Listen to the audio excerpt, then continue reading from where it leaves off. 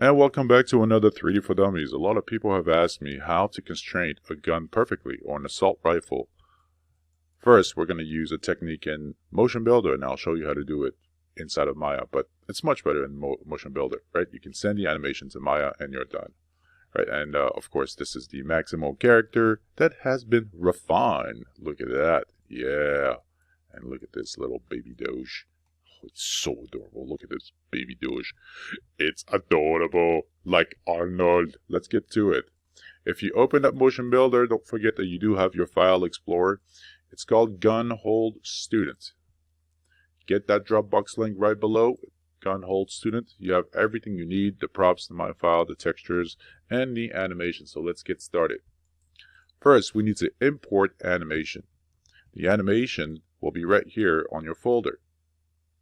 Gun Hold Student, but I'm going to grab mine. Firing rifle, that's step one. Let's drag and drop that animation in, right? So we want the animation first. Merge to FBX, and it will be the Mixamo.com animation. Take one doesn't have anything. Sorry, I'll stop. Mixamo.com, there it is. So now you have animation in, right? If you hit Control Spacebar, your animation is currently playing at a loop. And if it's not at a loop, make sure to turn this on. That's the loop button. Alright, so let's add a character definition right now. I want you to go to F Curves on your tab. Right? And what I want you to do is to actually go to -1 frame. Right? So if you were to go back to keyframe 1, go back to keyframe 1 here. Right? Don't do it on your timeline. It's really annoying. Hit Control A so you can have a nice visibility for your skeleton. Well, we already know that this is the skeleton that we need for more motion capture. So let's add a character definition. Under -1 keyframe, I want you to open up the navigator, open up the scenes, and here's Mixable Rig 1 Hips. Right mouse click and select the branches. So you're basically selecting everything in your scene. Hit Control W to check out the chart and hit F. Right? This is how you know everything has been selected. Hit Control W again to get back to your perspective. And don't forget that if you hit Control 1, 2, 3, and 4, that'll give you 4 panels. Hit Control 1 again, back to perspective. If you're new to Motion Builder. Alright, so now that we have that in, right mouse click on that selection, and let's 0 rotations. Right, this will give me a solid T-pose. Alright, so we got that covered. Now I want you to go to characters right here. Deselect everything. We already know this is the root skeleton that we need. Select the character definition right here. Left mouse click, hold, drag and drop it right here on the root skeleton.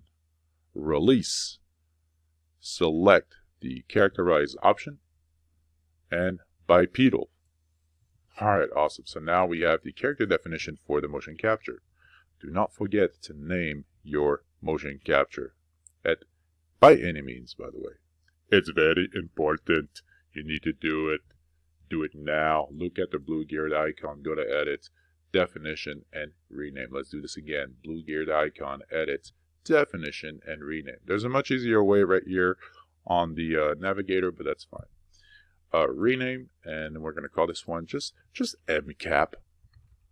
That's cap. See, I'm cool too. I know new terms. No, I don't. I'm just old. It's okay. Alright, let's get to it. We have the motion capture set right here, so this will be the character definition. Now it's like a puppet. It's a puppet. There it is.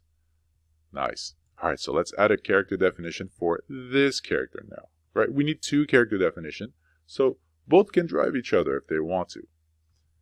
So let's set the character definition to none, and let's add one last animation, or character definition. Select the character definition here, right? Let's drag and drop it, left mouse click, hold, and wait until you hit that root skeleton mark, release, characterize, bipedal, and we're all set. Okay, so the character will be character. That's pretty simple.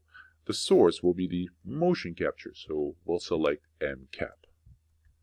You'll notice that there is some form of calibration. You saw the legs kind of jitter a little bit. We're going to go back to keyframe 1 so that now we have our animation. If you hit Control Spacebar, I'm stuttering. We should have the animation. Control Spacebar to stop. Control A for skeleton visibility or skeleton display. Right. And what I want to do now is, well, basically bake the animation. Select the blue geared icon, go to Bake Plot, and bake the skeleton. So we no longer need this Mixamo motion capture. Hit Control A, and let's delete them. You can take this character out. Let's put it right here. And I like to delete the characters that I don't need anymore so that my character is ready to go for Unreal Engine or even Maya. Mixamo, character 36, that's just a mesh. Right mouse click, select the branches, so now you're selecting everything. Right mouse click and delete, confirm. You're just deleting stuff. I went a little bit fast, but it's pretty self-explanatory. Delete, yes to all, yes to all, yes to all. Right, so now your character is clean. Do not forget to save your work, file and save. And now we're going to add the prop. Right, so for the prop, we want to go back to keyframe 1. Set your source to its basically default bind pose, which will be stance. I did notice that my gun was in the wrong position for this animation. Take a look at this. If I were to select none, you see that the left hand is actually holding the barrel. So we want to make sure that we're not doing that, right? All we have to do is just take that gun to the other side. Isn't there a song like that? Walk on through to the other side, right? That's, I don't know. I think it's a song. So let's rotate the gun. Let's add a 0 value right here. Right. Let's rotate the gun again. Right here, let's set it to 0 on rotational values while this is selected. Awesome. And find a good position for your character. You can hit Control F for front view, hit F again to get very close so that we can have a really nice position on this. Hit Control T for top and hit F. See, you can work really efficiently if you work with, if you use different panels. All right, so we're going to take that location and just set it right here. Awesome. So if I were to take a look at Control E, which is the perspective, hit F. There we go. So now we have a nice position for the gun. Deselect everything and just make sure that it looks okay. Right, it's not the best, but hey, oh well. All right, so let's add a constraint. But before we do that, let's use that quick technique for the barrel. Right, I want you to take a look at your asset browser, and underneath right here, we're going to look for elements. And under elements, I want you to select a skeleton root. Drag and drop it. Bring that skeleton root to the barrel. Hit Control T for top. And I want you to move that skeleton root right here. Right? You can hit Control R for right side. Hit F. I don't really see anything on that end, but let's hit Control E. Hit F and just make sure that it's right smack in the middle of that barrel. Alright, so let's do this now. We're going to add that constraint. Or we're going to parent this root skeleton to the gun. The gun is actually called body right here. I want you to select the skeleton root, left mouse click, hold, drag and drop it to body, release. You want to use a parent so that now, if you hit Control A, if you select your barrel or your gun, that skeleton is parented. And that's exactly what we want, right?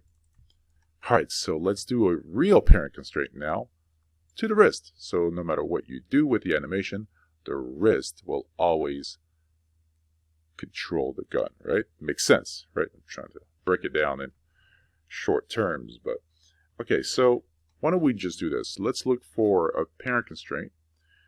Go to constraints and scroll down. There it is. There's a parent child. So what I want you to do is left mouse click hold, drag and drop it to the gun. Release. You want to constrain that object. Remember, this will be driven. This will be the child. And the wrist will be the mother. So we want to select the wrist. Right mouse click right here on that gray selection. You see where it says hips. And I want you to expand to selection. And it'll expand to the right hand. Now there are multiple ways to get there too. If you can hit Control W too and hit F right away, and you'll find your selection. So there are multiple ways to do this. Hit Control W again. So now we have the right hand in. I want you to left mouse click hold, drag and drop it to the source. So now we have the constrained object and the source as a parent. Child, mother, and just snap it. Hit snap. So when you hit snap, you can go back to your character definition and go to none. So that now we have a really nice constraint for that gun. If you hit Control Spacebar, right? It's really not that bad. Look at this. It's not that bad. Right?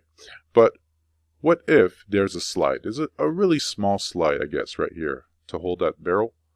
So what we're going to do is actually add that constraint so it just fits perfectly and you have full control of it.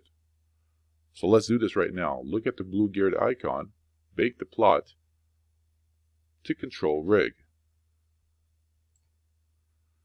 It'll be an FKIK.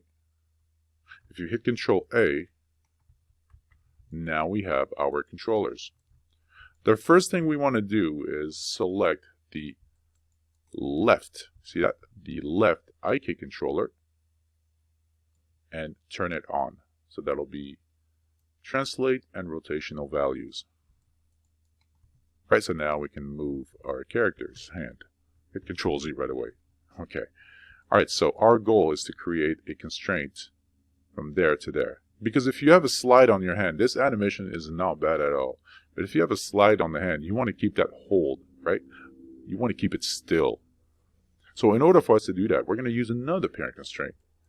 And we're going to set that parent constraint to this controller, right? So select the parent-child constraint right here from the Constraints tab. Left mouse click hold, drag and drop it to this controller. Release. This will be set as constraint.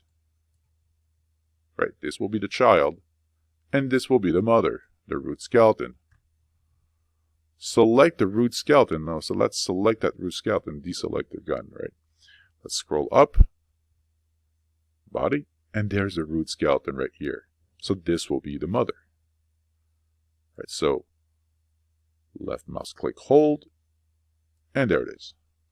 So now we want to snap it. Remember, if I select the gun or the left IK, it's set. If I select the root skeleton right now, nothing really much happens. But if you snap that constraint, now the root skeleton holds the gun, or the left IK controller. Right, so when you hit Control Spacebar, now it's really still. We have that constraint locked at 100%. Right? And no matter what you do, here's the cool part. No matter what you do, you can also just move that location as well. That's the really cool part. And once you're done, well, all you got to do is select the blue geared icon. Do it now. Select the blue geared icon, bake the plot to skeleton. So that now, when you hit Control A, voila. You have a perfect idle for a gunshot. Alright, I hope that you learned something. I'll see you later.